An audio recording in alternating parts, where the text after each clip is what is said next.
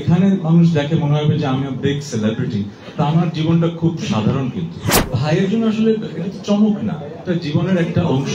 যেহেতু আমি বিয়ে করেছি, আমি সেটা জানানোর কথা ছিল, আমি জানিয়েছি। আমাদের দেশের রসবোধটা একটু ডিফারেন্ট, আমাদের জাতিগতভাবে একটু বেশি জাজমেন্টাল। সবাই সবার কার্তিক কথাই চিন্তা করে, আমি তাদেরকে দোষ দেবো না। হাতের তালুতে আর লেখা অবভিয়াসলি রোজা, এটা ওইটা যে বললাম, এটা আমি তো একজন আর্টিস্ট, একজন সেলিব্রিটি, আর আমি একজন সাধারণ মানুষ। আমি কিন্তু যখন এখানে মানুষ দেখে মনে হবে যে আমি বিগ সেলিব্রিটি, তা আমার জীবনটা খুব সাধারণ। কিন্তু আমি কিন্তু সুপার শপে ঘুরি, আমি কিন্তু মাঝে মধ্যে মাস্ক পরে রিক্সায় উঠি, না রিক্সায় ভুল বললাম, মানে হাঁটাহাঁটি করি। কিন্তু মানে আমি খুব সাধারণ একটা মানুষ, ঠিক আছে? আপনার এই প্রশ্নটা কাকে করছেন? ভাইয়ের জন্য আসলে এটা তো চমক না, এটা জীবনের একটা অংশ।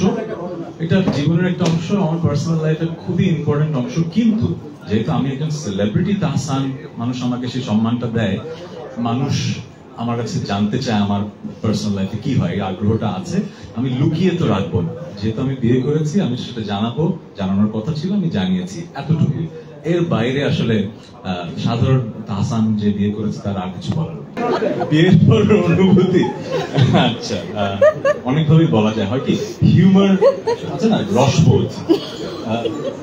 আমাদের দেশের হিউমারের অ্যাকসেপ্টেন্সের ক্যাপাসিটি কিন্তু এক এক রকম। যেমন অনেক দেশে কিন্তু স্ট্যান্ড আপ কমেডি ব্যাপারটা খুব বড়, আমাদের দেশের ইন্ডাস্ট্রিটা বড় না, কারণ আমাদের দেশের রসবোধটা একটু ডিফারেন্ট। আমরা সবকিছুতে রসবোধটা আনতে পারি না, আবার সবার কাছে ঠিকভাবে পৌঁছানো। এই জন্য এই প্রশ্নের উত্তরটা যেভাবে দিলে আমার মজা লাগতো, সেভাবে হয়তো আমি দিতে পারছি না। কারণ আমার যেটা মনে হয় যে আমরা একটু আমাদের জাতিগতভাবে একটু বেশি জাজমেন্টাল, সবকিছুতে চুলচেরা বিশ্লেষণ করি। আর আমরা যারা একটু পরিচিত হয়ে যায়, আমরা সবসময় মনে হয় একটা স্পটলাইটের নিচে জাজ হচ্ছি। এই জন্য হয়তো এই প্রশ্নের মানে যেরকম উত্তর মজা করে দিতে চাই দিতে পারছি না, বাট অনুভূতিটা খুবই অসাধারণ। It's a blessing.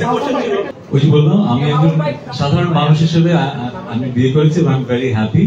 এবং সেলিব্রিটি হিসেবে কোটি মানুষের ভালোবাসা পাচ্ছি, শুভাকাঙ্ক্ষীদের উইশ পাচ্ছি, এটা নিয়ে আমি খুবই হ্যাপি। বাট আমরা এমন একটা দেশে বসবাস করি যেখানে আসলে সব দেশে নেগেটিভিটি থাকে, আমাদের দেশে একটু বেশি চর্চা হয় এবং কাটতির জন্য ব্যাপারটা হয়। সবাই সবার কাটতির কথাই চিন্তা করে, আমি তাদেরকে দোষ দেবো না। যে ইন্টারভিউ নিচ্ছে সেও কাটতির জন্য, যে ইন্টারভিউ দিচ্ছে সেও কাটতির জন্য। সো আমার কাজ হচ্ছে যে ওই যে বললাম, বছরের পর বছর গান করে যাওয়া, মানুষের মনের মাঝে জায়গা করে নেওয়া, তাদের সাথে বন্ধন।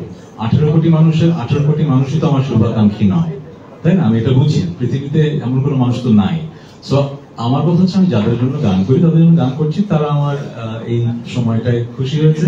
তো আমি নিজেকে ভাগ্যবান মনে করি যে আমি আমাদের মানুষকে পেয়েছি যা makes me smile like this and I'm very happy. যেটা হয় কি, পার্সোনাল লাইফের অনেক সুন্দর ঘটনা থাকে যেগুলো আসলে ক্যামেরার সামনে বলা রুচিশীল না। সো আমি কেন তার প্রেমে পড়েছি, কেন তাকে ভালোবাসি, সেটা আমাদের খুব পার্সোনাল ব্যাপার। আমি মেকি কোনো কথা বলে আসলে আপনাদের শোনাতে চাই না। I feel like life is amazing because I've met this person. হাতের তালুতে আর লেখা অবভিয়াসলি রোজা, এটা ওই যে বললাম, সেলিব্রিটি তাহসান, আর্টিস্ট তাহসান, আর সাধারণ মানুষ তাহসান।